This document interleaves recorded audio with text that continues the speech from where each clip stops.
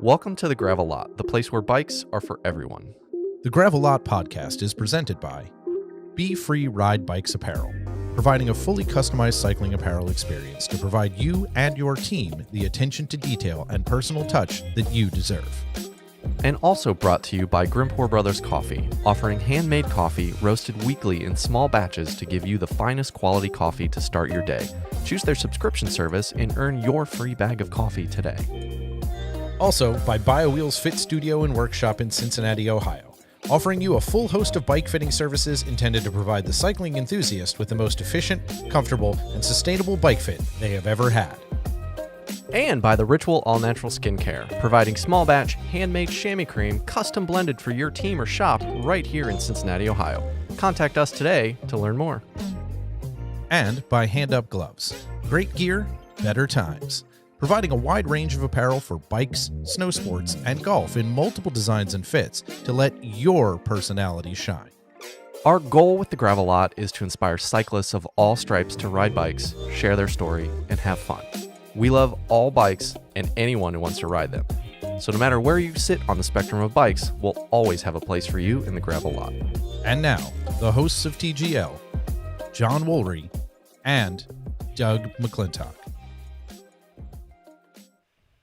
Hello and welcome back once again to the Gravel Lot, the official podcast of all things cycling. I'm John, that's Doug. We are so glad that you found us for another week in the Gravel Lot.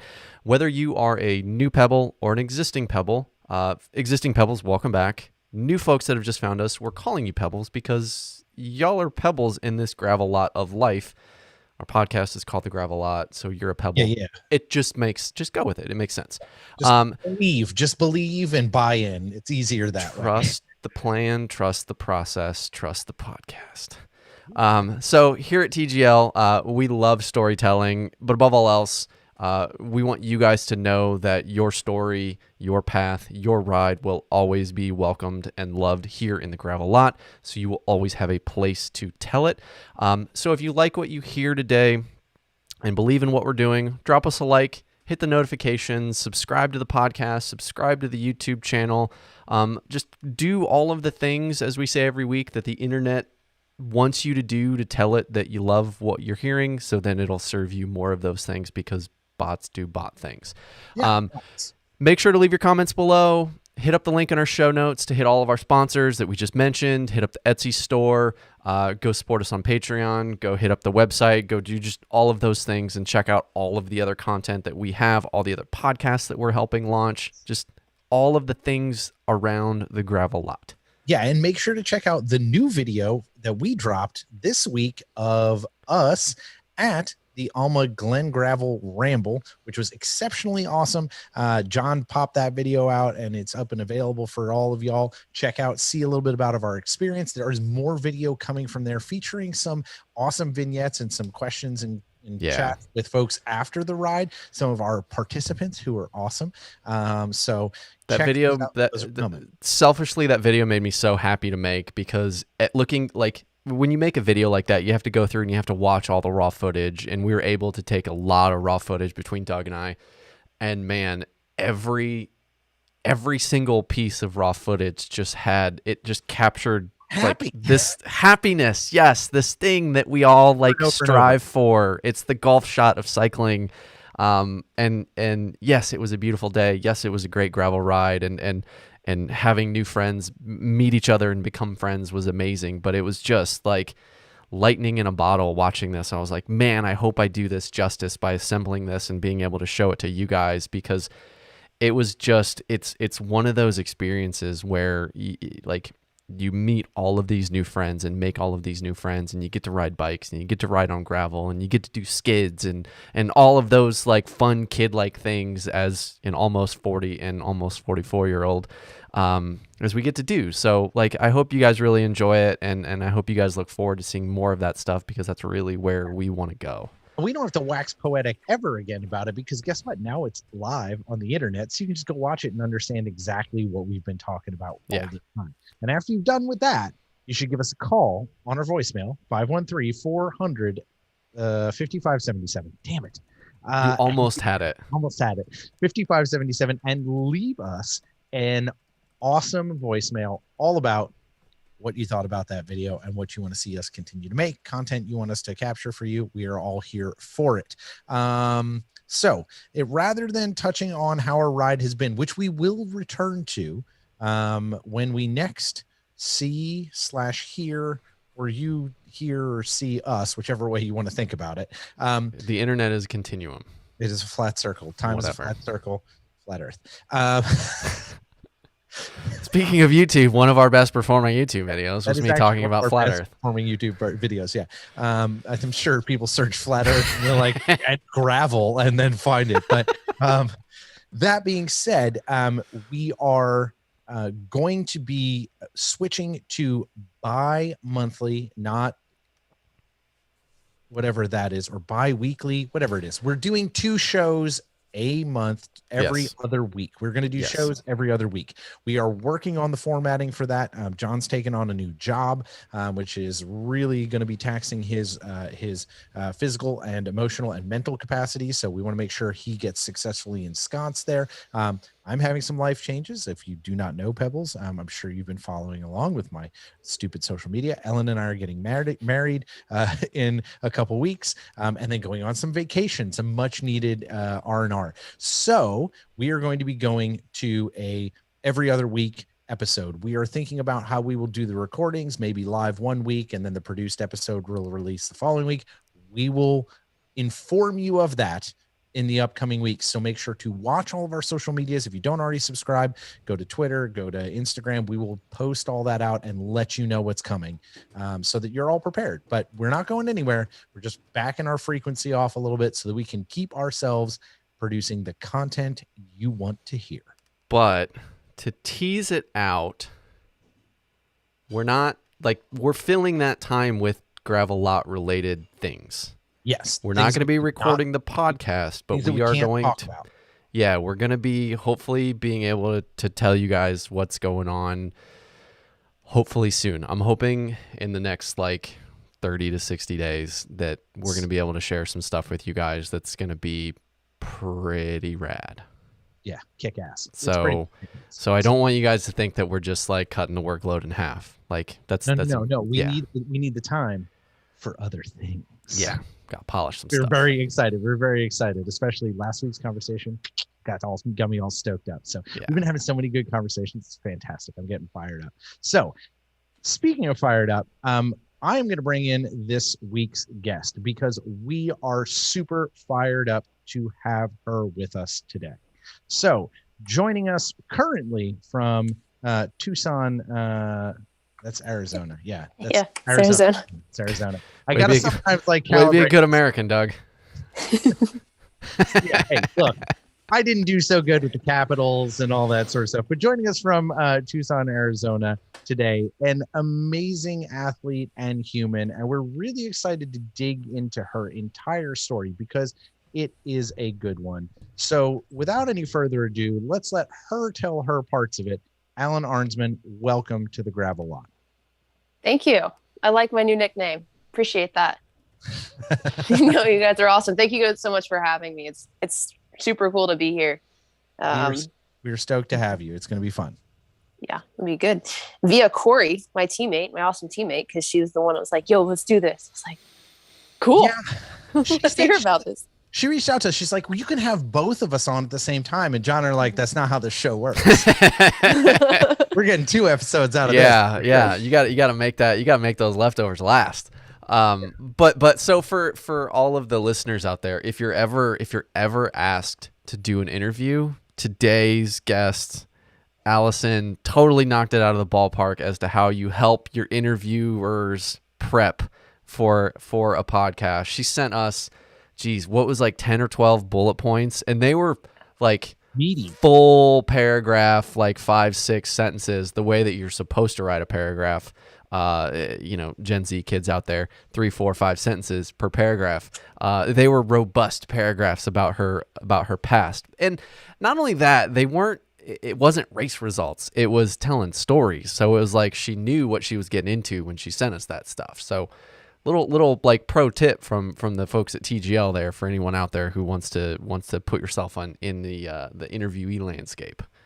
Yeah, that's right. Get super jet lagged and then reply to your emails. You're removing the luster from it. You're just killing it. You're just taking this compliment and just being like, nope, it was a failure. Like, dude, I'm so bad at compliments. Like, I don't know what to do with my hands. You know what I'm saying? Right? Yeah. What do I do? Go away. What do I do? How do I do this? Everyone, unfortunately, who is listening by audio, missed all of us do the hands thing from Shake and Bake. Right. So Thank you, Bobby. Yeah, our good buddy. So you've listened to Corey's episode and some of the other episodes of Gravelot. So you know we like to start with where people are grounded and kind of where their life begins. So you grew up in a pretty large family. So I'm assuming that you probably had some hand-me-down bikes in your life. Was that kind of the first place that bikes entered your space? Was that something that was part of your childhood growing up? Bikes? Well, yes and no. Like, we all learned how to ride bikes and roller skate and that kind of thing with Walmart bikes, right? And we were on like the teeter back and forth training wheels that definitely don't help anybody. Like, get a Strider, but those don't work. The training wheels. It's dangerous. Yeah. They always rattle. They're so dangerous. Like, I don't know how I didn't like break a bone with those things. You know what I'm saying? I feel like a lot of us had them and then like immediately took them off. Like, this isn't for me. I'd like to say I immediately took them off, but I definitely didn't. I'm not good at balancing. That's brave. I remember that's a good admission at the beginning of the show to be like, no, was not for me. Well, no, but biking wasn't for me for a long time. So my dad and my older brother, I'm the second oldest of 9 kids, all from the same parents, all no twins, no triplets, nothing like that. So, kudos to them for chugging along with that. For getting anything else done. Yeah. Right. For going to work. Like, yeah. No, it was nuts. And like, it's really cool looking now, like watching my mom. So my youngest sister's, I'm going to get this wrong, she's 11. I was going to ask, what's the age gap, like from oldest to youngest? Yeah, 29 and 11. Yeah, that makes sense because they're 18 years apart. Yeah, that's a decent. That's a good cadence. Gap. Yeah, 2 years every. Yeah, a couple years. Just factory. Yeah. Wow! Don't tell your mom that. No, she's incredible. Like, that woman is unreal, and it's really cool. Like, when I go home and visit, and she's out there teaching the younger 3 now, like, about life in school. We were all homeschooled growing up. We had like our entire backyard was a garden, and so we learned inside, we learned outside, and then my growing up, because we didn't have TV, we didn't have phones, like, we were out in the woods. We were like building forts and stuff like that. Super fun. Like, coming in covered in like the dust from the smoke mushrooms that are in North Carolina. Oh yeah. So it was so much fun. But yeah, so I was going to say, like, my dad and my older brother were into half Ironman triathlons, and they did that together as like a bonding thing. And then my dad started really loving cycling and watching the Tour de France and trying to get me to ride bikes. And he got me to ride. I was like, I want to say 13, 14 at this time, and trying to figure out what sport I wanted to go into. And I was interested in swimming, and he was trying to get me into cycling. And I went on a couple of these rides, like maybe 30 miles once a week. I hated it so much. Ugh. Like, and he was like trying to inspire me, like, this is what the guys in the Tour de France ride up, or it's way harder. Like, we're riding up the hill. I was like, you need to stop talking, because I'm not okay right now. He was just like, oh, I made a mistake. It very much reminds me. I don't know if any of you all on the call or Pebbles, if you follow Katie Burrell, like she does the greatest like complaints of anyone on a ride, just like, oh, just stop talking to me right now. Am I going fast enough for you now? And it's totally how I feel sometimes on rides, you know? Yeah. Yeah. With my dad, that would have been bad. Oh my gosh. And I love my dad. I have a great relationship with him. And like when I was, ages 9 to 13, I played rec league soccer. He coached. So I loved that. I loved learning soccer from him. But cycling was not my choice. And therefore I didn't like it. Yeah. Because that's me, like, not my decision. You can have it. So I walked. Yeah, so my question for you is if bikes were not part of that choice, did you just like consciously leave those behind and like decide to delve in on other things then? Mm-hmm.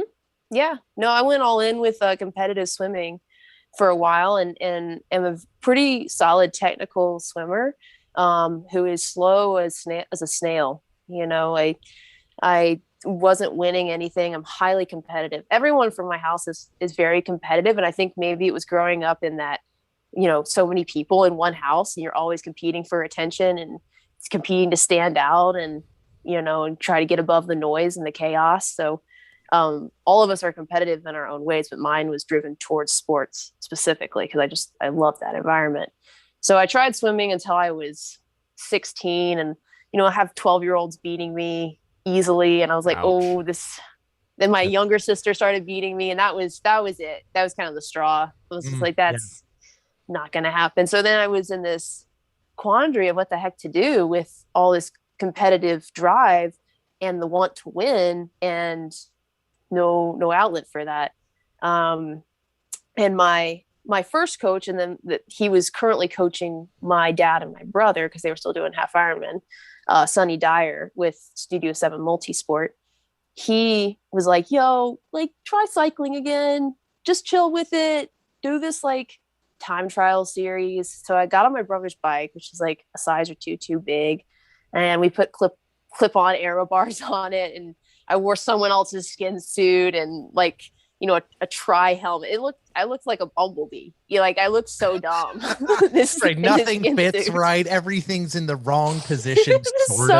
I thought I looked really cool. Of course you did. Yeah. I looked really cool. Side note, when this is pretty typical, and actually I deal with this in a good amount because I work with youth a lot with cycling, but wearing underwear under your kit, didn't know that wasn't a thing. Wearing a skin suit with underwear underneath, very obvious. So not only did I look like a bumblebee, I was an underwear wearing bumblebee. It was just super good look, but I ended up winning and I was like, cool. I didn't know I looked ridiculous, by the way. I thought it looked really cool.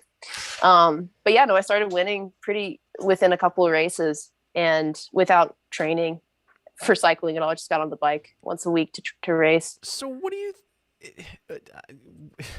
as somebody that is the cycling version of how you describe yourself as a swimmer, I feel like I have a great pedal stroke, but I just don't go anywhere. It's the weirdest thing. So the cranks go clockwise. That might, if you're going the other way. No, that's the way they go. It's harder clockwise than it is counterclockwise. It's so true. So like, but thinking about yourself riding with your dad versus going back to it and, getting the skin suit and the, speed helmet and all that stuff going, like, what do you think changed? What, like, if you're struggling with your dad, was that before, was there like the fitness from swimming that helped with that? Or like, what do you think about your physicality, but also, the what is it? The 1 square foot between your ears. Like, what do you think changed about you kind of in totality between those two periods? Yeah, no, that's an excellent question. I believe a big part of it was that going back to cycling was my decision. I wasn't being coerced, not that my dad was coercing in anything, but I felt obligated before to ride bikes with him. Right. And this time, it was a race. It wasn't just training. And I think that was important for me to see, like, put me in a competitive environment, let me race first and then train later. So let me see if I like it. And then maybe I'll put some work into this. And I think that might've been the difference for me. But I also know that like on a personal and spiritual level, I was in a very different place than when I was like 13, 14. When I was 16 and was 17 and started to get back into cycling. Like that year when I turned 16, like I grew up, my whole family was like, you know, we always went to church, grew up in a Christian household, but that's always a decision you have to make personally. It's not, you grow up and that you're a Christian for the rest of your life. Right. So I had made, you have to explore that. Yeah, exactly right. So year 16 for me was that exploration and like, you know, I really want this. It makes sense. It answers questions and it helps me as a person be a better person. And as part of that, so I was trying to be like, okay, so if that's going to be part of my life and central to my life, how do I need to live my life? Do I need to maybe be more open-minded? Do I need to be willing to try things, get out of my comfort zone and that kind of thing? So cycling kind of opened that avenue a little bit. And again, it was my decision to go into it this time. And it was competition. And it was kind of just like, I think also a little bit of, all right, guys, I'm going to do this and you're going to see that you're wrong again. Like, I don't think I'm a good cyclist. And I know you guys are telling me like, yeah, you'd be a good cyclist. Like you're a good swimmer and you have all of the cardio from swimming and like, you know, good muscle sort of. I did some, you know, gym work at that time as well. But I think the translation over was really nice because, you know, on the bike, you can breathe all the time. Yeah. And swimming, you can't. Weird, yeah. You can like breathe half the time. I was like, the sport's way easier. Yeah. So, is this introspection, is this looking back in hindsight, or are you talking about kind of your mentality at 16, 17 of like deciding like I need to go get outside of my comfort zone and figure out how I kind of engage with this world?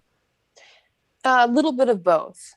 I think that at 16, I was not that broad-minded I mean, at just, all. But well, kind of where I'm going with that is just even acknowledging that at 16 is incredibly like worldly for most 16-year-olds that are just like, I got my license, I go to fast food and hang out with friends at mall. Like, yeah, like very basal drives. And you're talking about like, okay, is this thing how I want to engage with the world around me? Like, there's people like pretty adult.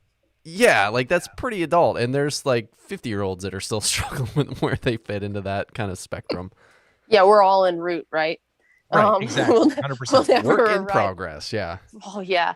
But, you know, I have the immense blessing of having two amazing parents who taught us to always ask questions of why we believe what we believe, what's going on in the world, why are we responding this way? And then my first coach, Sonny Dyer, that man is amazing. Like his ability to get into like not young people, but just people in general, to be able to communicate with them how mindset works. I mean, I had him as a mentor since before 16 because he was involved with, you know, my brother and my dad. I'd hear conversations. He'd ask me about swimming and that kind. So I had amazing people in my corner. I didn't come to any of this on my own. Like nothing I have done has ever been like solo. I've always had this village of unseen people, as a lot of really successful athletes or just athletes or businessmen, whatever it is. You have to have that village. You have to have people like calling you up and calling you out. Because otherwise 100%. You just like internalize and it can get ugly, I think, if you don't have that good balance of people around you. So you re-enter cycling, you find you like it, even if you did look like a bumblebee the first time. I did, man. That's good. We'll see if we can get the bumblebee photo. Yeah, I'll see if I still have it. We'll like Photoshop it in such a way that is not weird underwear lines. So no one. I mean, that's real, and it's good for people to know because like we all start there, right? Yep, right. Everybody does, right? I think no judgment. No judgment. But I think if you start there and you enter back into the space there, how quickly and what trajectory did cycling take from that point forward in your athletic life?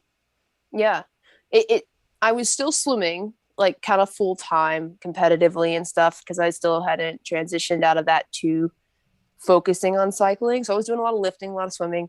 riding once or twice a week. The series I did was like in August or something. So it was at the very end of the road season. And my brother did cyclocross sort of, but that was like the next season that was coming up. So, you know, with 9 kids and, you know, we weren't planning to get bikes I could race. So there wasn't any way for us to get a hold of a bike for me for that cyclocross season. And I was like, well, you know, I mean, maybe this is like God directing me away. Like he's maybe pushing me to something else. And I'm open to that, you know, like maybe this was just like a cool idea. If he wants to drop a bike out of the sky and like, I'll race cyclocross kind of thing. And literally, dude, like a week or 2 later, Sonny calls my dad and Sonny knew like what was going on. Like we couldn't get a bike and stuff. He's like, yo, one of my athletes just called me and is injured and she doesn't need her size small cyclocross bike and was wondering if there was someone who might need that for the season. And I was like, here, yeah, right here. Bikes falling out of the sky. Dude, it was. I was like, no way. All right. I'll do cyclocross. Like, whatever. I loved cyclocross. It was so different than riding on the road, which is all I'd done up to that point. It was, you know, it was sand, it was mud, it was grass, it was on and off the bike. It was so hard. I loved anything that was really, really hard. That made me go like super deep and beyond what I wanted to go, you know, how hard I wanted to go, even from a young age. And I'm not sure if that's healthy or not, but that's definitely like always been my mindset is like, let's see how hard we can hurt kind of thing. But it's helped me a lot in my athletic career. So that little bit of, or a lot of crazy, whatever you want to define it as. The world's your oyster. The ability to tap into that is something that not everybody wants to do or has, and I think that you know that can serve people well as long as they understand that they're like, I'm approaching that is the thing I'm going to do, and as long as you have the eyes open to that, it gives you that space. So you tackled cyclocross, and how was that first? Like you said, you loved it. What did that blossom into you? Was that like a line into the sport in a way that you hadn't seen before? Yeah, well, I was so new. Cycling is such a interesting sport to enter because you can enter from so many ways now, especially with like things like NICA and all the different youth programs coming along, and collegiate has gotten a lot bigger. But yeah, it was just kind of like this huge adventure, and it was something me and my sister, my brother, I have a younger sister who also races, Hannah, and she's a really good rider. And then my dad, it was like a big family trip every weekend for the NCCX series in North Carolina. And I was in like a tie for the overall, like with 2 other girls the whole season, and managed to get the overall win at the end of the season. And again, it was like this competitive environment that I really like flourished in. And I wanted to keep going, and I didn't know what to do next when the season ended. I was like sad, you know, it was like, I don't know what to do. I'm totally new to this sport. You know, it's not like swim meets. You just sign up for a swim meet, you know, you join a team. There's not teams out for cyclocross. But one of my competitors, she and I have been going back and forth. We never really talked. And she came over to congratulate me. I was warming down on the trainer. And she's like, yo, so how long have you been riding? I was like, oh, I started in August. And she's like, no, you have not. And she had been riding for a couple of years or whatever. She's like, how old are you? And I was like, I'm race age 17. She's like, all right, that's stupid. You're riding for my road team. And so then I like rode for the Asheville ABRC, the Asheville Bike Racing Club for that year. And there was a segment of that team that became an elite crit team the following year. And so I would race road during the road season, and then I raced cross, and went to my first nationals in Madison, Wisconsin in January. That was special. Yep. It was very cold. I remember like there's a big set of stairs, and there was all ice right before it. And pre-riding, I got off and just like Bambi on ice and just hit the deck so hard. That's how I do all of my cross riding, is basically Bambi on ice. Even if it's not ice, it's just generally how I do it.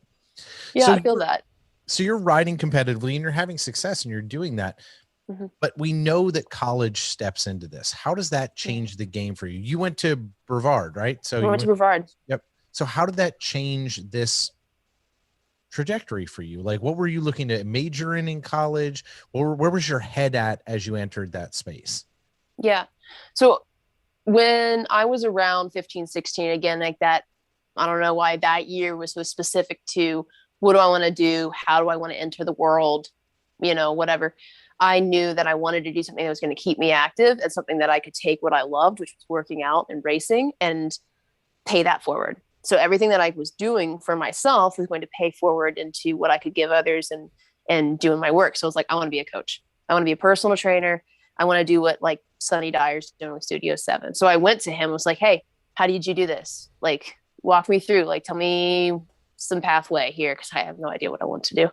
And so I went into Brevard to get an exercise science degree and a minor in coaching. And during that time, Sonny was super awesome because, over the years of my junior years, if you will, so 16 to 18, he kind of onboarded me slowly with the company, just kind of like interned me. So by the time I graduated Brevard when did I graduate? 2016, I think, or 2015, somewhere around there. I had already been kind of interning with Studio 7 for 5 years. So I was getting like this mentorship from Sonny, who had already had like 30 years of experience with elite level, off the couch level, every kind of level athlete.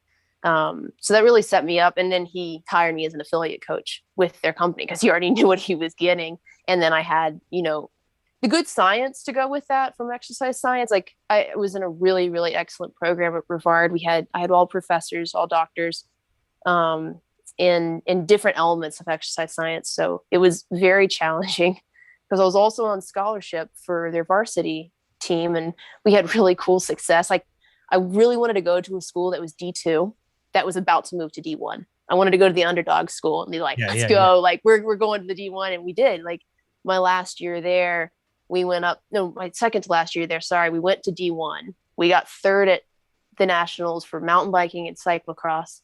And then the next year we won the overall for mountain bike and cyclocross, which were our big disciplines. So it was a really cool like program to be a part of and journey there, but it was very busy. So as like thinking back to some of the story, the coming of age story you told us about, you just mentioned it in passing of being homeschooled. How, like, looking back on these experiences now of being homeschooled and having more of the kind of free range childhood that you described of being able to learn outside, inside, whatever, kind of when you were, being covered in mushroom dust. That's the best. And then you guys don't even know. And then comparing that, and then comparing the different experience for Doug. Not like that, John. Not like that. No, I meant smash them. That's not what I meant, John. That's a different type of mushroom. Whatever. We're off in the wash right now. All right, we're four-wheel slide. So like comparing that of that education and your kind of, a lot of people call homeschooling very insular, and the immediate concern with the kid is, well, how socialized are they? How worldly are they? And you've clearly already proven that you're a much more broad thinking human being than that. But compare that to then going to Brevard and being in that university. I don't want to call it a pressure cooker, but I think anyone that's been to college environment and lived in the dorms, it feels different than anything else that you've experienced in your life in terms of just being close to that many people for that extended period of time. Sure. Yeah. So to address the last thing you said first, being around that many people for that amount of time was not a problem for me. If anything, dorm life was way less hectic than my other life. I was like, man, I can get stuff done here, I guess like, that is true when you're living with 11 people. Trust me. Like you find all sorts of corners in the house to hide. You switch it up so they can't find you. You climb trees. Like I've climbed trees so many times to be like, I need space, man. Homeschooling was, for me, I think was one of the best things ever because I really hated academics. I loved learning about things. I loved, learning about what I wanted to learn about, which is a lot of people, right? A lot of people have that same feeling, but I really hated academia.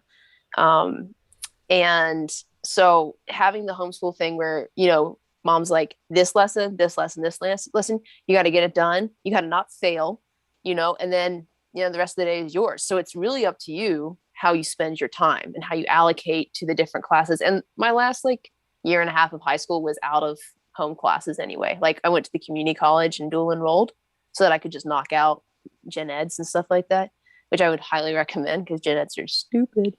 And community college is a fraction of the cost oh my of gosh. state or private schooling.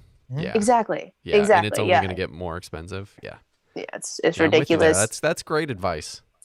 Yeah, no, it really worked well for me because what I loved was being active. I loved training and, doing stuff with my siblings or friends or whatnot. But especially as I got older, 16, 17, 18, I just was training all the time. And thankfully, my coach, Sonny, started training me after my first cyclocross season. And he started holding the reins back because I was constantly overtraining myself because this was my happy place, It's like if I can be working out 7 hours a day, it's great for me. But it's not always great for you, Yeah. It's like eating too much spinach. It's still not good for you. It seems like an inflection point where we can talk about that. So, in your notes, you were questioning whether it was 2015 or 2016. In your notes, you said it was 2016 that you graduated from Bavard. Yeah, that is right. So, in 2018, you kind of run into this wall, and Corey talked about it in her episode as well, where she was a sponsored downhiller at, what was it, Doug? Age 7? Yeah. Getting sponsors. It sounds awesome, but then if you think about you've been a professional cyclist long enough now to know and understand kind of some of the gravity of what the asks of brands sponsoring you are. 7-year-old, it's too much to ask of them to still be able to be a kid, and you gotta get your dad to take all the Instagram photos for you. Yeah, so he's not good at it, right? So she turned 15 and was like, "I'm done. I'm out. I can't do this anymore. I don't want to do it anymore. It's not fun." But I think yours was probably a little bit different, where you've been going, as you described, you love just let me train for 7 hours a day. I will go beat myself into the ground all the time. That's probably something to unravel later down the road, maybe to unpack. But so what led into your, you were off the bike for 6 months, right? No racing, no training, time. No anything. Yeah. So talk us through the lead up into that. And then what, was there a pivotal moment where it was I have to stop? Yeah, there was definitely a moment where it was just it all mushroom clouded, and again, I can't reiterate enough, having good people in your corner who you can go to and say it to me straight, what do I do with myself right now? And that they're going to give you a good answer, but you also know that they know you and they know you're extremely stubborn and you're going to pit bull this until you die. And so they're not going to step in, because if they do too soon, you're gonna be like, I'm gonna prove you wrong. And then we're just gonna keep digging a hole. So I had good people in my corner waiting for me to be like, guys, I need help, and they told me yeah, you're right. You follow this instinct to stop, because if you keep going now, you're going to have thyroid issues. You're going to have this is going to turn into an autoimmune issue. So the lead up to that in 2018 was literally kind of everything I was talking about. My trajectory in the sport really was quite quick, but not unheard of, right? So I went from Cat 4 to Cat 2 in a year on the road. So one season on the road, and I was a Cat 2 by the end of it. I started racing with a pro crit team for 2-3 years, and then I signed my first UCI contract in 2015. On the off season from road, I was racing cyclocross, and I did that through a couple different avenues, and finally got a sort of okay deal with the road team that I was also racing for. I raced for them also in cyclocross. So, it was back and forth, and that was okay when you're a junior, but then I added in collegiate on top of that. So you have, February to August on the road. You have August to May collegiately racing 3 disciplines, because I raced mountain bike, then cyclocross, then road. And then you have September to December or January pro cyclocross, right? There is zero sleep in any of that time. So many So bikes. also it's a lot of stuff, right? And I was like, as far as just equipment went, like I got a great deal after about a year or two on the road. Like I was able to get good sponsorship and really taken care of as far as any expenses or bikes or whatnot. Getting paid to ride a bike, that's a funny story. Like that doesn't happen a lot in women's cycling. And I was a young rider, so I was getting bought cheap, which means bought for nothing. They're like, we'll give you all this support and everything. So I'm not making money, but I'm getting support, but also running myself into the ground because, by the way, I'm also in school. Right. You know, so I'm doing that for 4 years. And my freshman year was actually at a community college. It wasn't at Brevard. And I was trying to work a part-time job at a bike shop, intern with Studio 7, take like classes in and out of class situation, and then race cyclocross.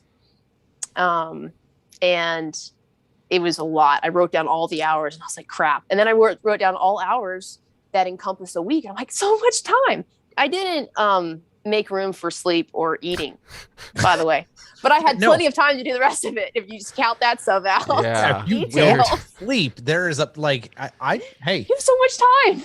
Yeah, no, I mean, I have a personal anecdote that will not be told on this specific podcast about what you can do with no sleep. It means having another job, but like it is a thing. If you are not looking at the equation the right way, you can put yourself in that spot where you're like, oh, I can still do this. I can keep pushing. I can pull it off. Yeah. And especially for me, the most powerful thing to motivate me is for people to tell me I can't. Right. My mom looks at me and she's like, you can't do this. You're crazy. I was like, okay. Watch me. Sure. Yeah. And I was a mess by the end of that. So then, that's entering college. That's not even out of school yet. I'm still living at home, going to community college, and I'm just a wreck. And then from there I actually went to another university and transferred into Brevard. And Brevard was an excellent atmosphere for me. But again, I'm still doing 2 pro seasons a year, collegiate. I have a part-time job with the studio now as a coach, and trying to keep my studies up. Like I don't care about academics, but I care about winning. And winning to me was like, you get A's in everything. Right. The minute you don't, you have failed. Yep. And so I didn't have a social life, which I also pretty introverted actually. So I didn't really mind too much, but I did like my team. But I was like, dude, I got to study, and I'm like stupid stuff that I don't need to study for. But I had it in my mind that like, I can't not study because, I've worked so hard to be here that I want to like over deliver at this point. So anyway, I did that, graduated in 2016. The road team I was riding for offered another contract, but then said you have to not do cyclocross. I was pretty burned out at this point with road. I was like, screw it. I'm just going to do cyclocross. Thank you, but no thank you. Keep the contract. And I had enough connections with personal sponsors and other people at that point to start my own team. And a part of that, I was done with school now, so I had a lot of time, which I should have spent recovering, because it wasn't like I was training 7 hours a day, but the energy output was way more than that because of all the things that I was doing. You know what I'm saying? Yeah. And I wasn't paying attention to that aspect of my life, as the total energy output that my life encompassed at that point. And so I was like, we're starting a team. And it came up as I was just looking into different ways to start a cyclocross team. Like, is this a program for me? Does it take care of me and my sister who also races pro? Do we open this to development riders? And when I was a junior trying to figure my way through cycling, there was nothing on the Southeast for young women. So that was really important to me, to try to create something that would give back to them, that would create some sort of a pathway that didn't exist. So that's when I started my cyclocross program that I ran for the last several years, J.A. King, presented by BRC. And it was 2 parts. We had like a pro team and consisting of me and my sister. And then we had a development team consisting of 5 to 7 junior and U23s and post college, because some women get into cycling post Georgia Gould did, and she was a bronze medalist. Yeah, she was pretty okay. Olympics. Yeah, she did all right by herself. She's like she was pretty okay. my favorite person ever. She was I'll never forget the show, wasn't she? Watching her get like third at Louisville UCI, holding 2 rubber chickens. It was great. I was like, legend. That woman's a legend. It was so good. So yeah, no, I started that team, and it's a lot of work to run a team, and not just run a team for yourself, but also for a sister. Yeah. And then, you're not just, when you're dealing with, especially U23s and juniors, you're not just dealing with those riders. You have to deal with their parents. And I've learned this with my personal coaching too, is anytime you're coaching a young person, you're also working a lot with the parents, which is fine. But it's a lot of work sometimes, depending on the situation. So where was the breaking point with this? Like, where was the point where you're like, yo, we actually really need to pump the brakes here? And I feel like it was like 8 minutes ago. Right. It was long. I am exhausted by it. But like, and I don't even have to live it. So for you, where was that breaking point? Where's that point where you're like, okay, I am asking for help and the space to recalibrate everything? Yep. It was 2018. So the team ran 2016, 2017, 2017, 2018 seasons. And I got like a full pro season in 2017. And I did pretty well at the beginning, got heat stroke at Baltimore because it was 88 and 80% humidity. And I didn't have any ice. Like it was a disaster. And so the rest of that season was just like, yeah, oh my gosh, it was so bad. I hate that race. Sorry. It's like such a great vibe. It's a good race. And it's all, the weather always just kills me there. But so that season nosedived, and that was the beginning of the end. It was just like this moment of like, anytime I experience high temperature, like increase of any sort, I would just like fall off the edge of a cliff. And then that perpetuated into 2018. I got super sick at the beginning of 2018, like stomach bugs and the flu. And I was like, I'm never sick. What is this? This is dumb. Maybe it's because I was living in, Brevard, North Carolina at the time, which is a temperate rainforest. And it was just like, maybe it's wet and it's cold. And it's a beautiful place. I love it. But it was me, I was stressed. And then I tried to race some crits that year, and it just, nothing ever panned out. And then I did one cyclocross race in September. I did Roanoke. And it was so bad. And I was like, something's wrong. Like something is really wrong. This isn't adding up. Also side note, dietary wise, I was trying keto because I had been doing some 100-mile mountain bike races. So I was like, oh, this might be a good idea. It's not for women. It's really bad. So if I can say, if you want to take anything away from this, do not do keto. No, you can't do it yet. Can't do it yet. That's too early. Right, you can take this. Part A, don't do keto. Yeah. This is lesson where he pops out from the mailman, pops up into the window and says lesson, and then we'll take this one. Go back. Yeah. I'm just messing with you guys. So it was like, downward spiral, exacerbated by this dietary thing that I was trying that totally wrecked my metabolism. So it was like the final straw of just like, yep, you've screwed yourself up. And yeah, I would go out and try to, do an hour or 2 hours of riding, and I'd get back and sleep for 3 hours. Like I was so exhausted, and my body was like, you gotta like chill. And that's like, after that race, I was so busted up about it. 'Cause I love to race and I love to train. I love to push my body, and like my body wouldn't go.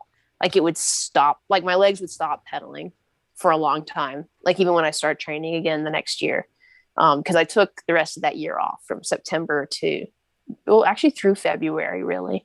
I did some stuff in the gym because that I was able to do that. It was a little more muscle loading, not as hard on the body, I guess, in an interesting way.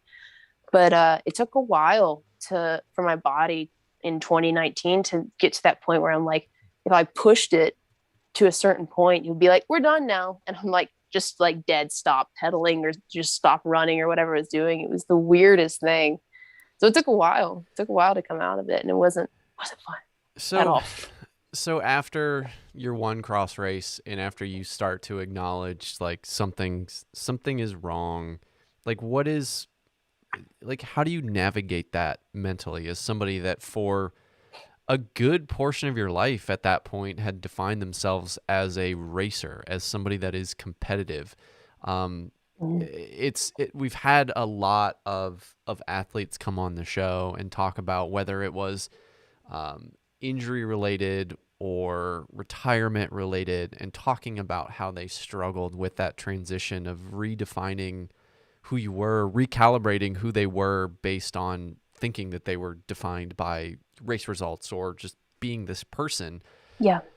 How was that navigating through racing that early in the season and knowing full well that the season goes to freaking March? Like, and were you watching races? Were you actively staying away from all of that? Like how did you navigate those first couple months of just being like, I can't do this? Yeah. Um, I'm not a highly emotional person, but I spent a lot of that time crying, to be honest. Like it was a really, really dark place. And you're absolutely, I love that you said, like, how did you, the definition of you, because that is so universally, like it's an issue for a lot of athletes or all athletes, because we do spend so much of our time in our life doing this. And I've been in some sort of sport since I was, 8 or 9, right? Like I've been playing soccer since, actually I played baseball first, by the way. I'm terrible at baseball. But it was one of those times where you suddenly realize that you don't have this thing that you always had. You're not strong and you're not capable. And that's something that was so integral to me and so important to me, because I wanted people to respect me for that, and realize that that was gone. I didn't know how to introduce myself anymore. Like I couldn't like, hi, I'm Allison. I don't ride bikes. Like I didn't know what to say. I didn't want to be around anyone. I didn't follow racing at all that year because it was painful.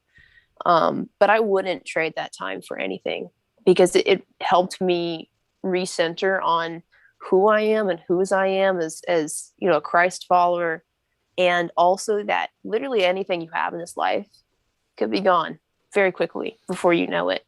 Well, and you said something really interesting in there of I am capable, I am strong, but then it was tied to accomplishments on the bike, and it's so disheartening that's now is a perfect time to talk about this with everything going on, both from an Olympic perspective of watching the best athletes in the world perform their chosen sport and competing at the absolute highest level, but also underscored by some of the major headlines of athletes saying, no, this isn't a healthy place for me to be right now. And actually having the bravery to step back and say, like, no, my emotional and mental stability and well-being is more important than winning a piece of metal, because that's not going to define who I am.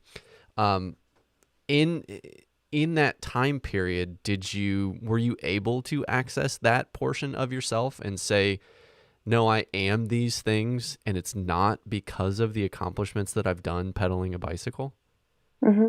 Yeah, there was definitely that. And I mean, kudos to Sonny, because he had done so much intentional work with me on mindset that I wasn't attached to results as much anymore. Like when I was younger, junior U23, and winning some titles and stuff, it was hard for me to get past that barrier of like, this is me, like I am this result champion. Yeah, right. And that's not a controllable. It's foolish to define your success by something that's out of your control.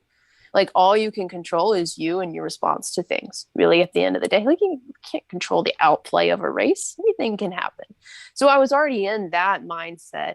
But the idea of, even if it, like, on the bike or off the bike, just being capable and strong, to have that stripped away and not able to do much, not be able to output, not be able to put myself in uncomfortable positions of like, stress when you like exercise or when you race. Like that's what I love. it can be on the bike, it can be in the gym, it can be running. I hate running, but it can be running. It's whatever brings that out, whatever makes me go into the pain cave and makes me go beyond what I think I can go. I thrive off of that. I couldn't have that anymore. When I got to stop you there, because this is the thing you talk about as the thing that you thrive off of. During this time off the bike, did you figure out why? Like why I thrive off of? Yeah. Why does Allison thrive off of pushing herself into that space? Is it a search for something? Is it a search for something beyond a place that you feel like you can touch normally? Did you like crack that, or are you still in search of that? I feel like we'll constantly be in search of that. I know it's how I'm wired. It's not necessarily how I was raised. I was always raised to do my absolute best. Sure. I think I think most people are, right? Yeah, right. Like, hey, just do crappy. It's fine. Just do crappy. Go ahead. No one generally is raised that way, we hope. Ideally. Well, but yeah.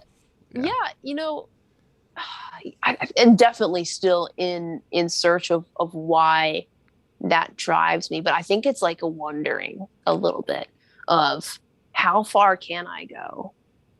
How deep can I go? How high can I go? I think that's why I've stayed in cycling for so long, because it's been such a roller coaster. It hasn't gone necessarily well, but I'm still here because I don't necessarily know why. But it's that search for, like, if I dial this in, how far up can I get? Can I be world champion? Can I be just good enough to be an elite? And that's, maybe it's just always a question with me. It's just like, have you done enough? Have you really pushed yourself as far as you can? Like, I'll be in races and be like, this sucks. Like, I'm gonna throw up. And it's like, well, have you thrown up? Have you passed out? Well, you can keep going. And I don't know where that's come from, but it's always just kind of this, almost a nagging kind of thing and voice in the back of my your head. I have weird conversations in my head. I mean, super fun. For some reason, it just popped into my head, like thinking about like the expansion of the British Empire, for example, or like people sailing across oceans heading towards continents that they had no idea existed, or just trying to go find new things, or astronauts going out into space for the first time. I think there's just that innate explorer curiosity in it's kind of latent in some humans of like, Corey talked about that too, of like, what's my limit? Where can I, like, what can I get to? And I think that to get to any sort of level in professional sport, I think you have to have some of that explorer mentality of like, okay, well, I got to 10,000 feet. Can we get to 11,000 feet? Or I got to 900 miles an hour. Can I get to 1,000 miles an hour? Like, what is the next threshold? What is the next frontier? And I think it can apply to a lot of different things. And it just really depends on, I feel like that wiring is the same. It just depends on like what your output method of that is. Exactly. Is it exploring new things? Is it going, to space? Is it going to tribes that haven't been contacted in hundreds of years for modern connection, or like whatever the case may be? Like, I think there's just that natural curiosity of like, well, what is the limit of this thing? And it's very admirable to be able to listen to that and then go get it. Like, I think I think we all have a little bit of that curiosity, but I think so many people, or I think from a societal perspective, we're kind of told to just like damn it down a little bit and go to school and eat vegetables and all of those things that like subtly suppress. To be clear, eat your vegetables. Yeah, for sure. Eat your vegetables, but only the ones that you like. If you don't like them, like I hate peas. I don't eat peas. But I eat a lot of other vegetables. But I think it's like learning that mentality of like staying between the lines, but then also there are those like yourself that are like, well, why? Like the lines can go way wider than that. So let's see where they can actually go. And you're willing to put yourself like physically on the line of like, yeah, like I haven't puked yet. I can go harder, maybe. Right. Like until I do. But that kind of leads me to this is if you're so September through whenever you decided to get back into, even if it's just going to the gym, like what did you do with yourself? This is the first time in this whole arc of your story like, where you got a break. right, where it's not like I'm going to try and beat somebody. Like, are you playing like video games on the internet, trying to like kick 12-year-old boys' asses at video games or something, like to still be competitive? Like, what did you find like during that time period to kind of salve some of that, or nothing? Yeah, I think it was definitely one of my rock bottoms in life, one of the big ones. And I definitely just sat in the scum at the bottom for a while. Like it was pretty depressed for a while, like a good, I'd say 3 months of the 5-6 months that was. And yeah, I would get up just to wait to go to bed again, really, for a while. It was just like a sad life. That is the definition of depression. For anyone that's listening, unhappy. that's lived through that is relatable. But one of the lifelines that happened was people coming around me, people that I didn't know who cared about me coming around me, like the people in my community there in Brevard, people from my church in Brevard, reaching out, just like nothing crazy, nothing special, but just like, hey, you matter. I just want to check in with you. Yeah. And doing stuff like that. That was huge. I have family and friends who lived far away doing the same thing. And then I started to realize the value of people, because if you can glean anything from my story so far, I've been so busy. I hadn't really been in one place very long, even though I lived somewhere. It was an occasional residence. I had good friends, but no big community that I'd really, really established within the village of people that were always there to back me up. So I started to realize how important it was to have an actual community of a variety, right? People who didn't do sports, people who maybe had a different passion in life, but they had a passion in life of their own. You can learn from anybody. And for me to come out of that time, I started serving at my church a lot and just being like, I gotta do something. Like, this sucks. Sure. Yeah. Like, get me out of this house and this weird basement of my personal life that I'm in. You got to try anything. Yeah, exactly right. So I started being involved in that and in the community in general. And for anyone who's done any kind of giving back, if you will, but working with other people, it gives more to you than you could ever give. And that's what I started to realize and realize that this had been missing from my life. People had been missing. Community, like actual community, not just your little village. Community had been missing, and giving back had been really missing. Even though I ran a team that was supposed to give back, it did, but at the cost of me. And that wasn't a good idea.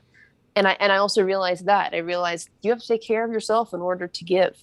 So there's a balance there. And I'm still figuring that out. We have not arrived. No one has actually figured that out. Maybe the Dalai Lama. Maybe the Dalai Lama. Maybe, I don't know. How do you know? I'm unsure. He does a lot of like public speaking, and I feel like that's a whole like thing for him. It's a great Twitter follow, though. He is the Dalai Lama, and actually swings by our neighborhood here. He goes to Bloomington, Indiana a lot because his brother lives in Bloomington at a Buddhist monastery there. So he comes by the Midwest. How'd you like that deal though? Like to be the brother of the Dalai Lama? Sweet. That's like if Jesus had a brother. Like, yeah, Jesus, my brother. Jesus did have a brother, but right, but like to still be hanging out, like the reincarnation of Jesus's brother. Right. Yeah. Like, no, I'm Jesus' brother. That's rad. Like to just be always overshadowed. Yeah. It's all right. It's a good dude to be overshadowed by, I guess, right? Like, for sure. Pretty chill guy, right? So I feel like I could go one of two ways, but yeah. Yeah. Well, I mean, it's either real good for you or it's real bad and you've got a lot of problems. Yeah. Yep. Yeah. But you have this time, you have this crucible that I think everyone goes through at some point in their life. And if you don't, you're the luckiest person that has ever existed. And most are you? Yeah. Well, but are you the luckiest person? Because like fire refines silver, right? So if you don't go through fire in life and your life is easy, have you really become all you can become? It's just like training. I agree. I agree. You have the crucible, right? You have these moments, and I think a lot of us do, and it's not just one. You're going to encounter many more, right? We all are, right? We are all going to become just a new version of ourselves. Always, we're always going to become refined. So you go through all of this stuff. When you start to reinvest yourself in things that matter to Allison the person, in a way that sport wasn't necessarily fulfilling at the time, how do you know that it's time for you to bring yourself back into this thing, back into sport, and with the hindsight and the presence to like look at like, okay, I've gone through this crucible, now how I'm going to enter this world again? Because it's obvious that sport and challenging yourself is important to you. You don't want to leave that behind. That gives you pleasure and meaning and many different things. How do you enter this with that mindset? What does that transition look like for you? Like a lot of things. I think first of all, I had to realize that I was wallowing in the scum at the bottom of the rock bottom that we were at, and I'd be like, "All right, we're at the bottom. Let's start climbing." So that decision comes first, and I feel like it's an actual decision you have to think about and make, because it is sometimes you do just end up wallowing for a while, and that's fine as long as you start climbing eventually. And during this time, I am coaching full time because that's my way of making like a consistent income. So I'm still like trying to keep that up and really try to pour myself into that. So that was move one, was just to really pour more into that. I wanted to come back to sport, but I wanted to come back differently now, because I realized this stuff could go away immediately. So I couldn't let it become my, I don't know, like what defined me, I guess, anymore. And it was such a good thing to know about life in general. And I'm going to learn that again. I think like it's a constant learning of don't let what you do define who you are, but let who you are be at the forefront of what propels you to do what you do. Right.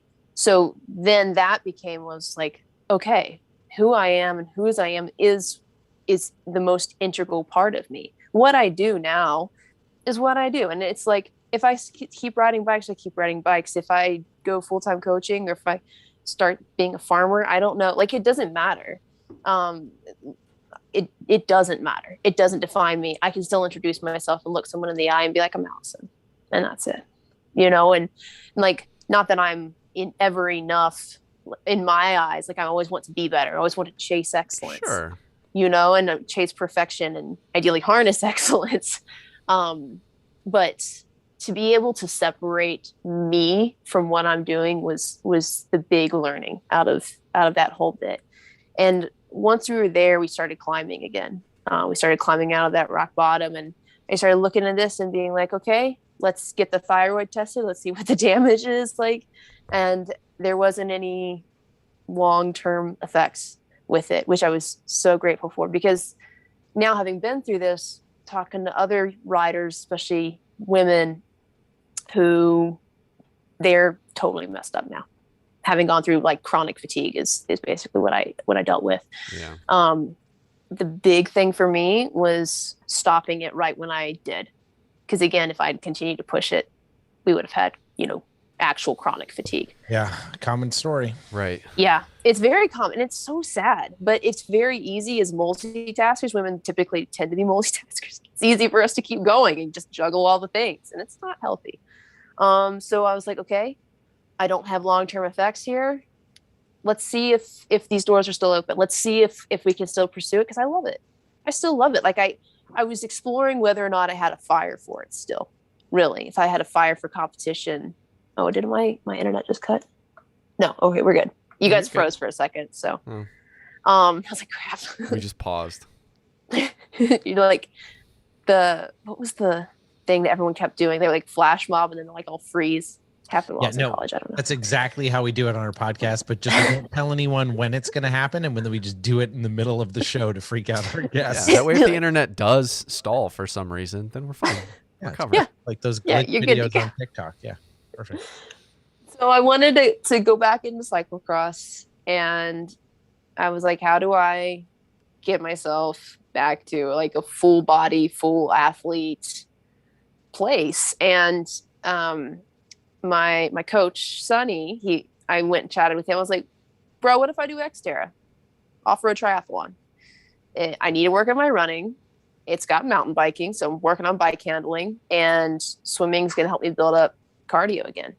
So I did Xterra that year. And the great thing about Xterra is endurance. So it's not that high end that would tank me, because I spent the first 6 months of 2019 still like, if I push beyond tempo, my legs would shut off. I'm like, well, that's that. Yep, the body has decided that this is the shutdown stage. The ride is over. We're coasting. Hopefully not on a hill. So I did Xterra that year, and it went well. I was able to re-up my running. I was working out in the gym, and cross training a lot helped get me back to a place where I could compete. And I cannot tell you how grateful I was to compete again. Like, if nothing else, that time of not having competition, not being able to train and compete against myself when I train, like, I'm going to be better than yesterday, it gave me so much gratitude. So when I showed up on the line, instead of being antsy and all this stuff, like, I still get nervous, but I just sit there and I was like grinning. I'm like, oh my gosh, like, I'm competing again. That was a note that I made for myself, that like, what was the morning, what was the lead up, what was the any listener, any watcher that's consuming this, that's sat on the starting line of a 5K, of a cross race, of any event where there is that anticipation building up. You have your own version of those butterflies. They could be elephants, they could be butterflies, they could just be like little gnats flying around. But like, we all have our own version of what those feelings feel like. So that was like one of the notes that I made for myself, is after you go through this arc of figuring out, like, do I still want to do this, rebuilding, coming back, and this is like, it's an event, it's a start that's going to define the rest of your life, whether you like it or not, because there's so much riding on it. Like, what was that whole morning like? What was that whole lead up into the first, like, walking to that first starting line? Of the Xterras, it was more just like, all right, let's see what happens. Like, I'm just curious, because who knows, Well, and I kind of wonder if that made that transition easier, because it wasn't like, because in my head I'm thinking, pressure, like, okay, I haven't done this before. Right. Like, if the first event was, a UCI race or something like that, like, I could see that being a completely different animal than, like, well, Xterra. I've never done this before. I have no expectations in myself. So, like, is there gonna be a bear? I don't know. There might be a bear. A gator. There was a fire ant hill. Oh, that's what there was. So my first Xterra was in Myrtle Beach, South Carolina, in April. And I'd been training in Brevard. It's 40, 50 degrees. In Myrtle Beach, it's like 80 it's not, in April, by the way. So, no, it was more, I was just stoked. I was like, all right, cool. Like, we're doing this. I'm going to hopefully not get eaten by an alligator. I'm going to South Carolina. I visit my parents in Charleston, and I'm pretty sure there is an alligator in the pond behind their house. So yeah, you're not far off. Thank you. Okay, good. I felt better about that. No, you're good. Yeah. No. So I was there. I was staying with some family up there, and so it was just it was chill.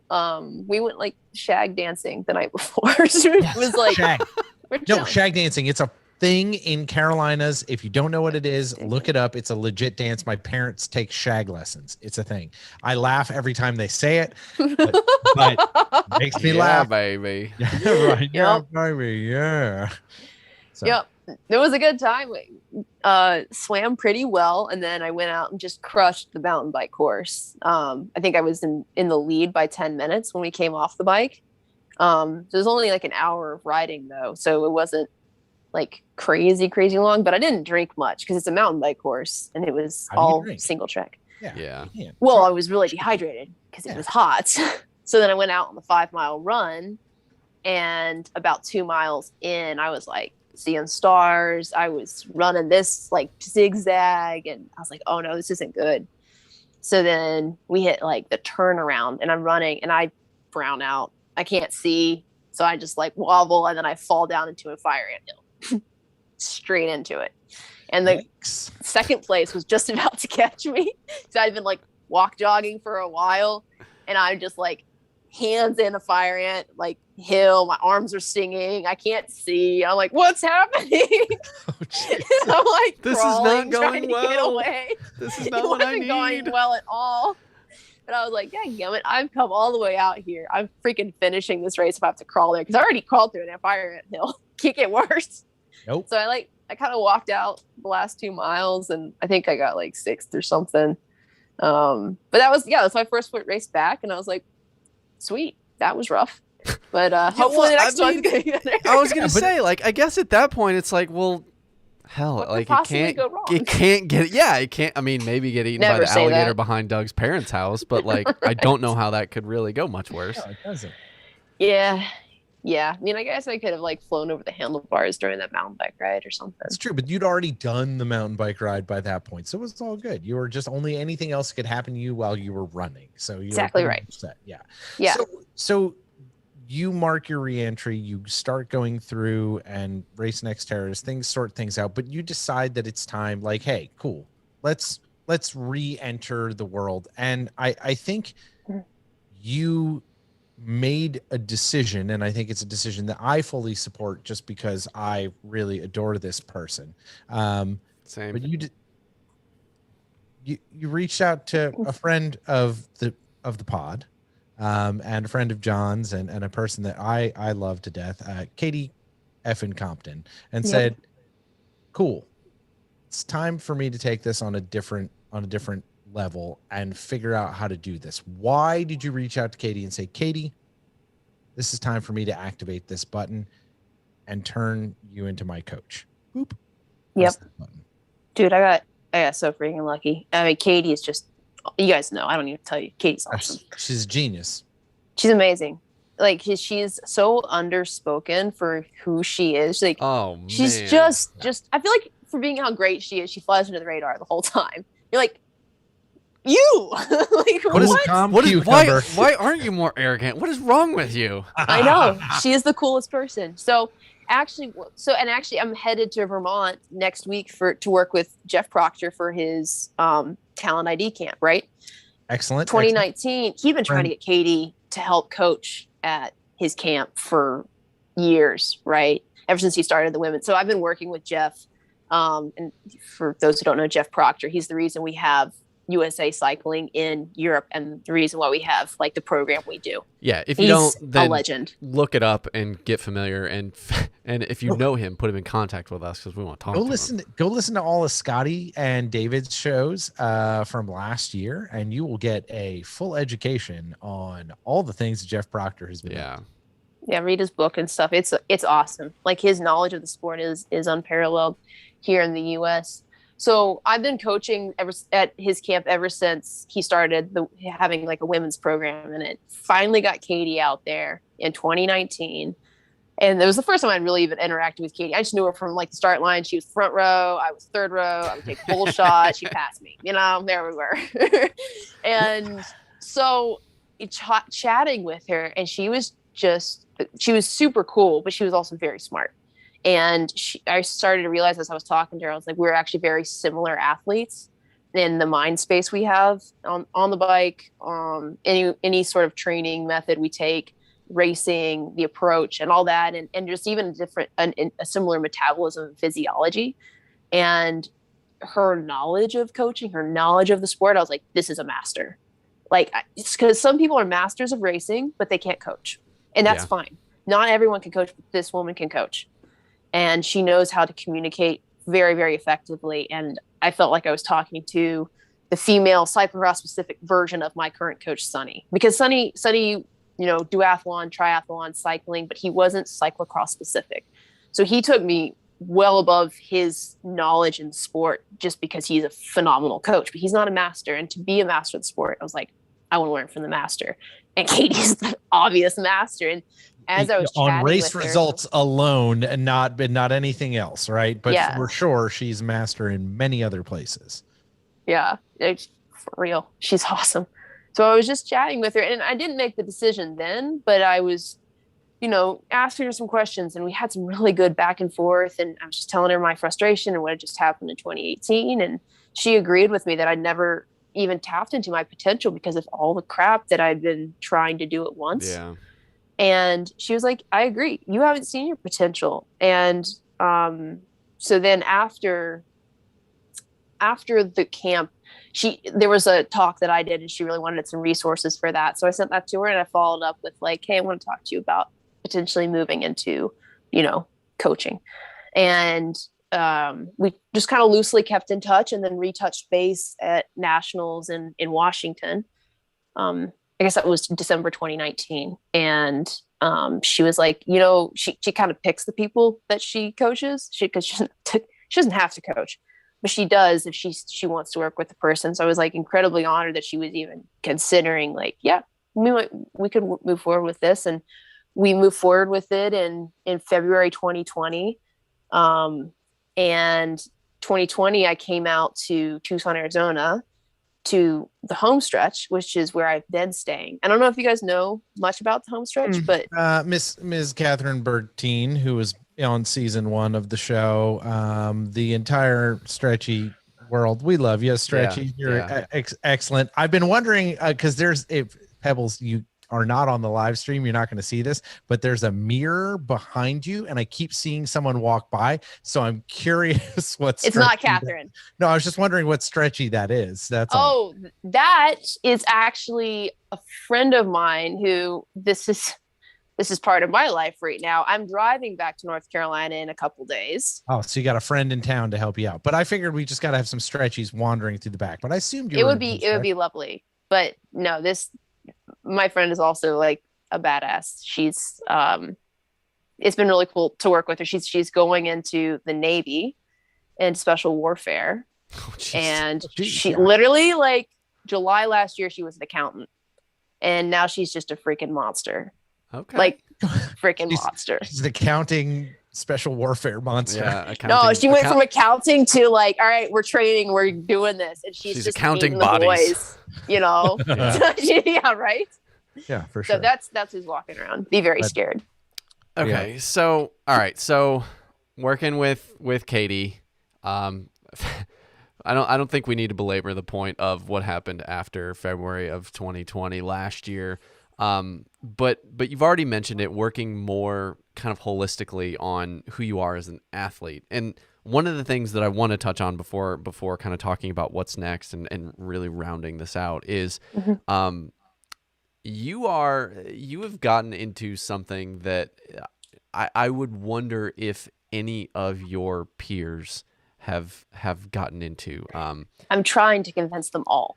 Cyclists are not necessarily known for being very robust when they hit the ground, but you've actually picked something where that's like the majority of what you're doing with BJJ, with Brazilian Jiu-Jitsu. So first off, where did that come from? And please don't say the Joe Rogan Experience, because that's where like most people are gonna be like, oh, you listen to Rogan. Spoiler alert. We'll turn off this podcast. Yeah, right. We'll just be like, okay, we're done here. So okay. So where did it come from, and what do you feel like you're getting from it? Oh man. Okay, I'm gonna try. You got to stop me here if I just keep going, because I can just keep going about this. I love jiu-jitsu. It has been my sanity during the pandemic in a big way. So being a solo female, traveling around the country, traveling around parts of the world, I became more and more aware of how vulnerable I was. Any person traveling solo is very vulnerable these days, but especially as a female. Yep. And I was like, dude, I got no way. If something goes down, I don't know what to do. Like, I could probably throw one punch and then die or get kidnapped or something like that. I don't know where to start, but I like the idea of the discipline of martial art. I like knowing that I could handle myself in a situation. So I've been thinking about getting into a martial art for years and years. And I just didn't ever pull the trigger on it because I had a lot going on. I don't know. Just rewind like an hour ago when I started talking about it. You've been pretty busy. So I just didn't have time. And then 2019, because I was coming out of that whole, I'm not defined by the sport, I'm not defined by what I do. If I stay in it, I stay in it. If I don't, I don't. It was very loosely held. I was like, I also realized that I was a very one-trick pony. It's like, I got one thing going for me right now. I'm not an interesting person. I'm not interested in myself. Like, that's a problem. If I can't sit in the room and be interested by what I'm doing and what I'm learning, like, what am I doing with my life? So I started to read. I started to listen to podcasts. I started to like get into some rock climbing and start drawing again and get into the gym and actually learn about Olympic lifting and all that good stuff. So part of the podcast journey was I listened to the Jocko podcast. Yep. Do you know this one? Mm-hmm. Okay. Not Joe Rogan. No. Kind of close, but not Joe Rogan. Joe Rogan adjacent. Yeah, sure. Okay. But there's Jocko probably is. more Yeah, applicable learnings that can come from Jocko. Yeah, Jocko actually talks to athletes. He does. Well, I liked listening to when he would break down books, because he has some really cool thoughts on books and that kind of thing, and poems and stuff like that. But he'd always talk about jujitsu. And so I got into Jocko by recommendation of a friend and an old mechanic. I was like, all right, whatever, I'll listen to this guy. So he had a lot of really introspective things to say and very different take on things because, he'd been in like actual war. And I was like, that's sick. So he was talking about jujitsu and why it works as a form of self-defense. You can do karate, you could do a striking sport, but when someone grabs you, what do you do? Right. You got to grab them back. Yeah, but they could also use that against you. Like what happens in the situation? And also like when you get grabbed by somebody, a lot of people who aren't used to that, aren't used to grappling, will freeze up. And that's when like it's over at that point. So that's why it's stuff like karate where you're in your own space, maybe not be the best idea as far as a martial art for defense. And the more he's talking about jujitsu and like the whole idea of, it's a grappling sport. You can start standing, you usually end on the ground, but it takes away in a good way. It desensitizes you to like being grabbed. So you're like, oh, I know immediately what to do. It teaches you like what to do with the way that somebody grabs you and how you can use that to expose a limb or expose a neck or get on their back or get away, whatever. I was like, oh, that's, it's making sense. So I was listening to it. I was looking into it on my own. And then kind of like was just like that whole year messing around with that idea. And I was like, all right, I think this is what I want to do. Like, I want to stop being like, what about this? What about this? I just need to do something. I hate just sitting on stuff and talking about it. Like, we're doing it, we're going to jump out of the plane now. And so then I was like, no parachute. We'll figure it out. Yeah. We'll build it on the way down. We'll catch a bird. I don't know what we'll do. Yeah. And then we'll catch an arm bar and it'll be fine. Catch an arm bar. Yeah. And I was like, I don't really know where to start. I don't know what school to go to. I don't know who's good, because then that's a whole thing as a female going into a martial arts school. How do you figure that out? Yeah. Actually, so the girl who's here currently, Emma, is my really good friend, is my boyfriend's sister. And I started dating my boyfriend Liam in 2020, and he is a purple belt in jiu-jitsu. He's been doing it for 5.5 years. He came home over Christmas in 2019, and we were kind of reconnecting. We had grown up together, but he had gone Navy and was living in Hawaii, and I was who knows where. And so he reconnected. I don't really know why, but then I told him, I was like, hey, I know you do jujitsu. I kind of have some questions. I want to get into it. He's like, coming home, I will take you to the school that I go to in North Carolina. And literally took me to my first couple classes. And then I found a place in Brevard, and it was so much information and so intoxicating. Like I had to know how, had to know why. It was like being in a fog and trying to do a puzzle, but you were also like physically involved with it. So it was like a Rubik's cube, And there was like the physical aspect and like this mental aspect of playing chess, like speed chess. And but with a physical consequence. I mean, I wrestled in high school. I wrestled in high school, and I've rolled BJJ before, but like there's the physical consequence that ends up not feeling great if you don't do the thing. But that last couple sentences from you, Allison, to me sums up exactly why this makes sense for you. Exactly. Is you're talking about pushing yourself mentally, pushing yourself physically, pushing yourself from a strategery perspective. Like all of these things, it's lighting up all of these facets within you, but it's also making you go well beyond ways that you've taxed them in the past.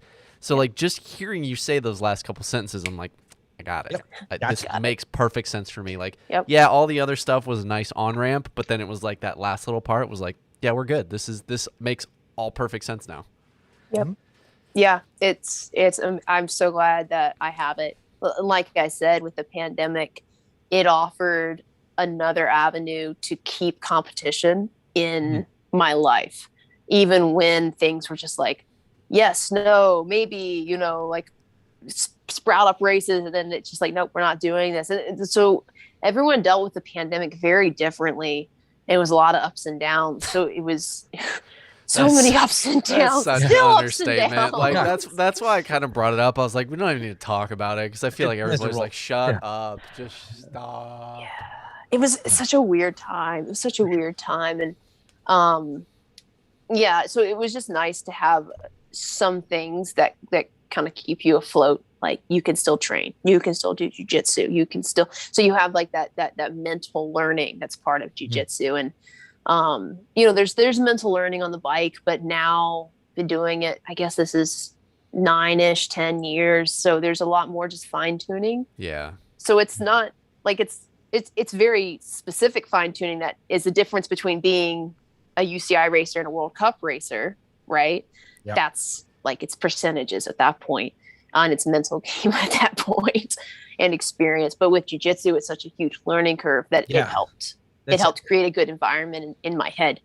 Yeah, during the pandemic. I think that's where like you even saying just that, right? It created a good environment in my head for me to start to open myself to being capable of learning something new, giving me a new pathway, learning new things about myself. I think a lot of people have found that during this period of time. They found new things. They found new things that they may have left on a shelf before and not revisited.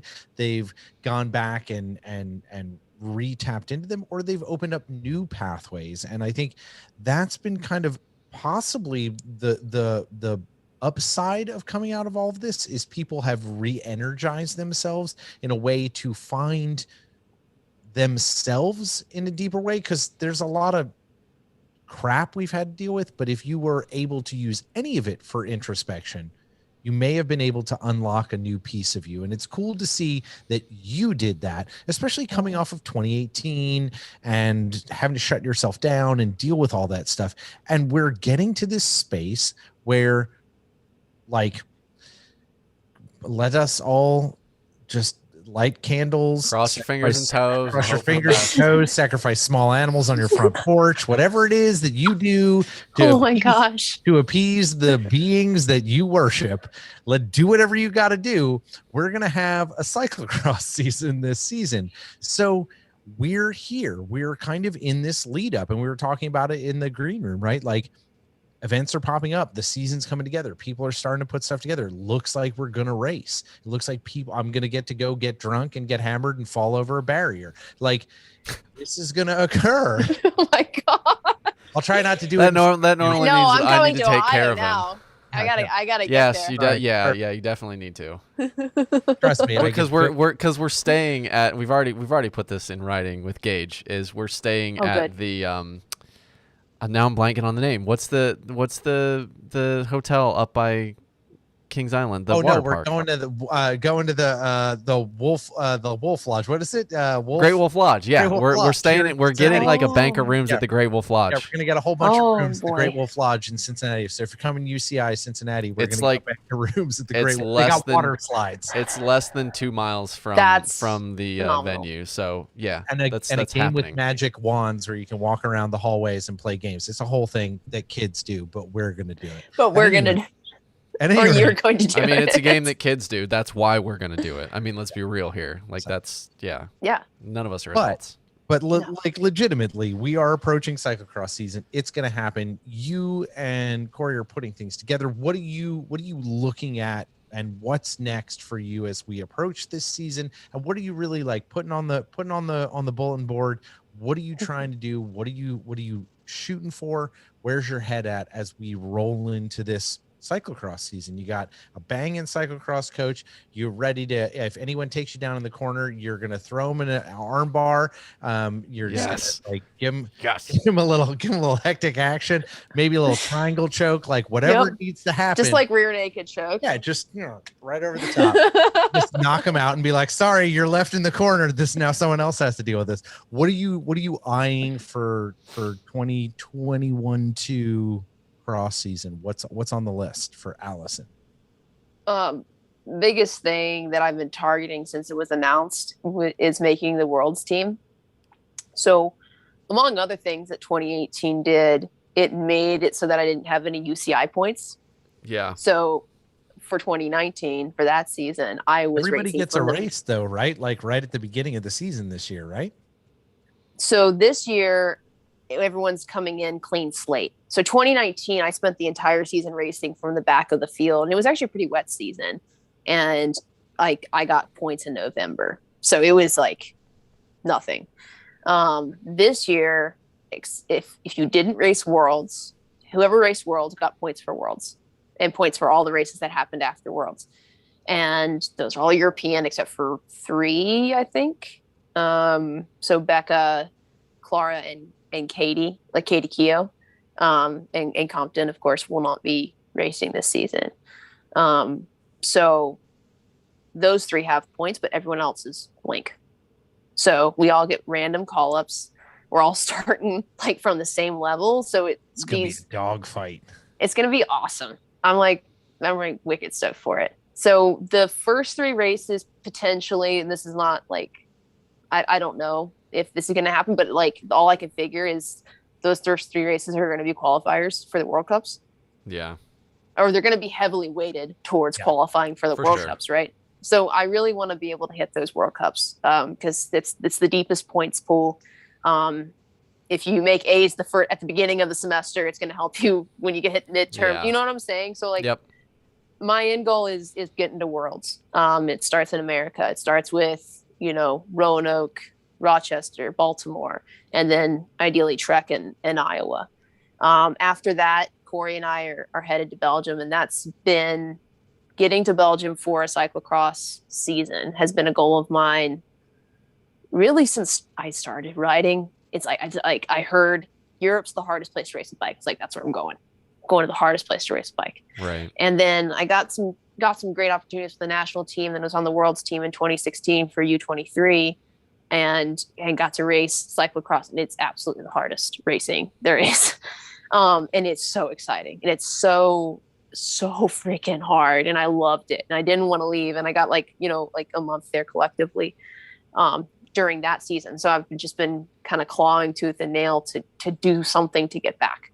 And talking to Corey, and they've just been super awesome and giving me the opportunity to ride with their team this year. So I'll be going back to Belgium after 5 years, I guess that's been like That's trying excellent. to get back That's there and excellent. really So- sabotaging myself the whole time. Let's be Yeah. honest. You haven't But- been sabotaging yourself. You've been growing. You've been Yes. growing. Very true. You learn, learning how to manage something. Yeah, when you get to Belgium, Find somebody that's good at better. writing resumes, and they'll tell you exactly what you've been doing. So I want to ask this question before we do kind of our outro, and it just made me think of it. So, if you think to the girl covered in mushroom dust, playing in the backyard and playing in the woods, What is, do you acknowledge the, like, her when you say things like, I want to qualify for the world championships in this particular sport that I've chosen to do? Like, do you get the disparity between those two things? Like, does that little girl ever think that thing is going to come out of her mouth? Like that is something that you can go shoot for? I mean, yeah, she was a savage, like way more so than I am now, I think. So you've been softened over the years? I know I've tempered a lot. Seriously. You can ask anyone in my family. You're like, yeah, she's chilled out. She had to go beat herself up to mellow her out. Yeah, she did. And it's different for everyone. Everyone's journey is different in tempering in a good way, still seeking adventure, but seeking it with logic and not just like wild. I don't know what that was, but yeah, from a very young age, I remember having this chat with my friends. I think I was 8, and they were talking about like what they were going to be and whatnot. And at the time I was playing soccer and I loved it. And I was like, oh my gosh, yeah, I'm a soccer player. Blah. And they were just like, oh yeah, you can, I don't know, be an Olympian. I was like, yep, that's what I'm gonna do. So it's always been that kind of like sports driven life, I guess. But it's just like, I want to get to the top. I want to see if I can. I just want to see if that's if the capacity is here. And, in finding cycling has been really cool because obviously swimming wasn't my sport. I might have had the most beautiful stroke in the water, but I was still going backwards compared to everyone, right? Right. I don't know what they were doing. Yeah, just like John. I was working way harder than them. Yeah. Did the arms go counterclockwise? Like, wait, I actually don't know. It depends. Like if are you looking at it or am I looking at it? Right. Because I don't know. Is it non-drive side or drive side? Yeah. Which side are we talking about? Yeah, correct. Only matters if you're doing the side stroke. Right. For sure. Yeah. So no, to answer your question, absolutely. I mean, she's always been fierce, and I'd say that that's something that I've continued to carry on for some reason. Like, even though I've pounded myself a good bit, there is a good amount of fierceness here. And I feel like you have to have that for some of the sports that I'm in, like with jiu-jitsu and cyclocross. There's a level of gnarly that you just gotta, like, ride or die, let her buck. I don't know, just like scream it out sometimes. Right. Hey, just gotta let it eat and see. Let her eat. Yeah, let her eat and see it for sure. This has been excellent. Just like what a interesting dive into getting to know you and the way that you work. And I know that no matter what the outcome on the scoreboard, as it were, in this season, you're making things happen for yourself, and it's exciting to see, and it's exciting to hear about where you have come from and the things that you're excited to do, because I think that for us is always just empowering, like to see people trying to take on the things that matter to them and try to vanquish and accomplish them. This is what we're all trying to do, no matter whether we're trying to go win a cyclocross race or just like get out of bed in the morning and like show up at work, right? Yeah. Everyone's in their own space trying to do that. So thank you for sharing all this stuff with us tonight. Yeah, no, thank you guys so much you guys ask great questions, by the way. It's always like you come on to like an interview or whatever, and you're like, I hope they don't so tell us about yourself. Like, there's nothing. I don't know. Like, I'm boring. I don't know anything about it. I don't know anything about ride bikes. To be very clear, you said that you were a one-trick pony for a while, and that was a good moment, but you are not. And so I appreciate you. You have plenty of awesome stories and lots to say. And so we're excited to be able to have you back on and hear about how this season's gone when we get to have you back. But as we wrap today, Pebbles, we're all thankful for all of you being here and listening. And remember, we will come back after this. I warned you before this, Allison. You got the last question. She knows what the last question is. She's well aware. So we'll come back. We'll get the last question. But Pebbles, thanks for being here and being part of this and spending time with us every week. Again, we are going to every other week with shows. We will update you on our social media exactly what that rollout looks like, because we are super busy with a number of things, including more awesome TGL stuff coming potentially locally to you, which we are very excited to share. But we could not do this without you. So please head on over to our page, support all the things we're doing, Patreon, all that sort of stuff. But in addition to supporting our show, make sure to support all of our sponsors because they are amazing and they make this thing actually happen. And without them, we could not do this. So show them some love, including all of the people we are about to mention right meow. The first one is Be Free Ride Bike Cycling Apparel. You guys have heard us talk about this for a long time now. We've been working with Adam and all the folks at BFRB Cycling for almost 3 years now. And in that time, we've been able to handpick fabrics, handpick cuts. We've had jerseys with collars, without collars. So it's not just custom cycling apparel. It's fully customized cycling apparel where every piece of it is customizable, not just the graphics. So whatever you need for your team or you specifically, head over to bfrbcycling.com and take a look at how they can help you and your entire team get outfitted for 21, 22, 23, whenever. Future. Whenever, yeah. And there's also like some regular retail stuff on the site now. So if you don't want to order an entire kit order, you can buy one-off bibs or jerseys. So go check it out. Absolutely exceptional kit. Make sure to also go check out our good friend Dan at grandpoorbrothers.com right now and get yourself on premium coffee roasts that benefit amazing causes, amazing people, amazing things all throughout cycling. Dan and Grandpoor Brothers do the yeoman's work to make sure that they're supporting the community that supports Dan. So go buy Dan's coffee, get a subscription, and know that when you get a subscription, you're going to get an extra bag of coffee with your subscription to Grandpa Brothers Coffee. Top-notch, hand-roasted coffees. We love Dan. God, I need to go order some more Grandpa Brothers because I'm getting close to being running out of coffee. Yeah. If I hit the window now, I'm going to be good for next week. So it's a scary thought when you do get close. You're like, can I like grind less beans today to make it last another day? Nope. Like, But just order more right. beans. Remove your first world problems and just make it happen. Right. Exactly. And last but not least, Hand Up Gloves, supplying multiple sports, multiple designs, tons of options for snow sports, for bike, for short finger gloves, long finger gloves, winter gloves, all of the different things. And kudos to Troy and all the folks this week, because I feel like your social posts were targeted at me, using the highlights for, I forget what the weekend wrap up is called, the Hand Up wrap up or whatever that thing is called, of showing what people were doing. Is there was like people out dirt biking and at the local dirt track. So like, I feel like that was a little shout out to TGL there, showing the local dirt track racing for the Hand Up social media for the weekend. So thank you for that. It was definitely noted. But all of the Hand Up products allow your personality to shine through, whether it is mild or wild. So go to the link in our show notes to go to Hand Up Gloves and use code Pebble $sign to get 10% off everything in store.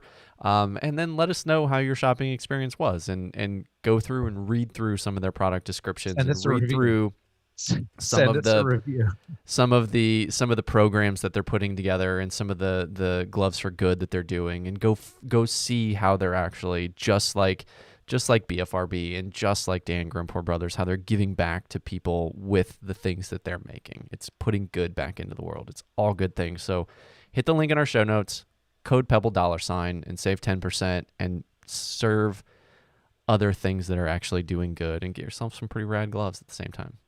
Absolutely. We love hearing from all of you. Make sure to go to all of our social feeds, subscribe, engage on all that stuff, and go to thegravelot.com to stay in touch, up to date. Check out all the other shows that we have supporting our friends. Bike Shop Show, Scotty D, love you, buddy. We are thinking about you right now. Feel better soon.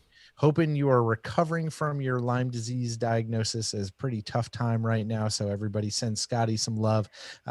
David's on Bike Shop Show watch for the next several weeks. We're trying to support which means we're all in trouble and trying to help him. Right. No, he's fine. He's doing just fine. He's doing exceptional, to be clear. But make sure to do that. Check us out. We'll give you the new updates on what we're doing. YouTube, Facebook, Twitch, Streamlabs, every single place you can possibly be, and engage with all of our guests let them know what you liked about their shows. And if you guys like the green room music or the intro music or the outro music that you're about ready to hear, that is from our good friend Wadaboy. So many thanks to him for sharing his talents with us and allowing us to use his creation. Check him out on all the major social platforms, or just click the link in the show notes to go find how you can download these songs for yourself. Okay, so it's here. Allison, you've had a little bit of time to stew on it while we paid bills. And you can't say you already answered it because we already nixed that one. We already told you that one does not count. So that's just advice. But I could say it the same thing in a different way. I'm just kidding. I'm not. Yes, you could. But that would be a sneaky end around. So if there is one thing that you would like the Pebbles, our faithful listeners, because we are all Pebbles in the gravel lot of life, you would like to give the Pebbles one piece of advice from tonight to take home with them, what would you want that to be? Oh, I got distracted because I love that you call them Pebbles. It's just lovely. It's really sorry. I think my one of my brother's very dogs early is on in our named season. Pebbles. So, yeah, one thing, only one. One thing I would say that I've learned through everything that happened up to 2018, everything with the pandemic, and something I think that maybe we've all learned is to look up, right? To pull yourself out of the busyness and to realize when you stopped growing as a person. The 2018 thing taught me that. The pandemic has taught me it again, and I'm going to continue to learn that. So, that thing that you've always wanted to do, like that martial art that you've always wanted to pick up, just freaking do it.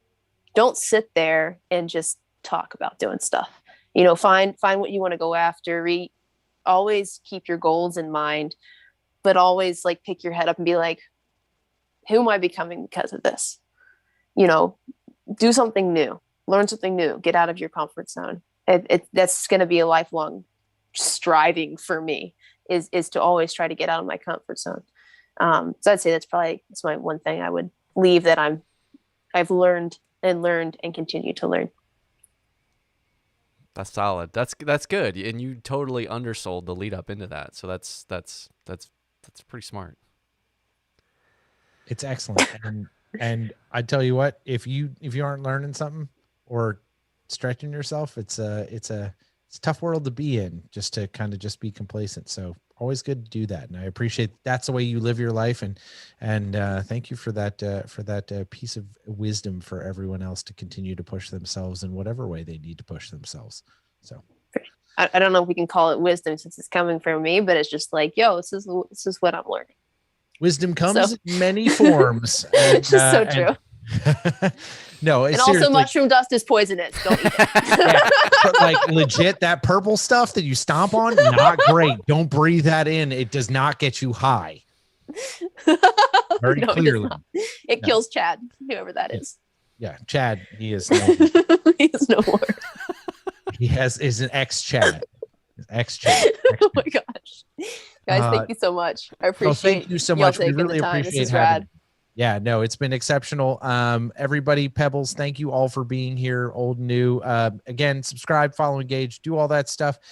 Send us updates and people you want to have on the show. If you know folks that would have rad stories, let us know who they are and we'll get them on the show here. That is all for this week. Pebbles, Allison, John, make sure to subscribe, follow, engage, because as you know, decisions and trails are made by those who show up. So if you don't see you on the trails this week, we will see you next time. Bye, John. Bye, Doug.